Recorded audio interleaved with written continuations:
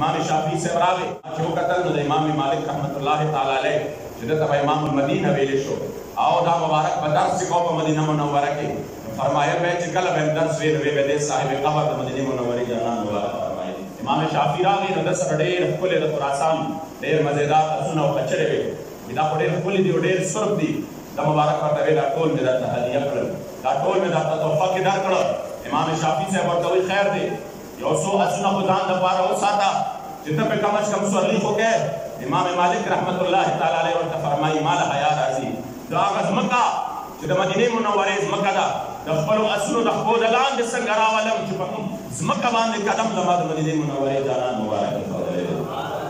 ځکه خو عاشق صادق گویا شو او ویې فرمایل زړګي سترګې لګوه د قدم لاره نه ده حضور پې ایښي قدمونه دومره خواره نه ده او په دې کوڅو کې به جبریل علیه السلام خدای الله له شوقه تللی وروره ستا د خپو دپاره نه ده چې د حرم په ځمکه ږدې قدم او سترګې نه ږدې زړه دې زخمي نه دی سینه دې هم بیماره نه ده او دا مخامخ خو به چرکاري زرغونه د محبوب ماڼۍ د عرش د دې نه لوړه او نانداره نه ده او اوس به په باب السلام ورشو د محبوب روضې ته سینه د هېڅ عاشق له دې درده قراره نه ده او سلام د محمد امین عرض کړی په حضور د محبوب چولی خالي راوړی چا له دې دربار نه ده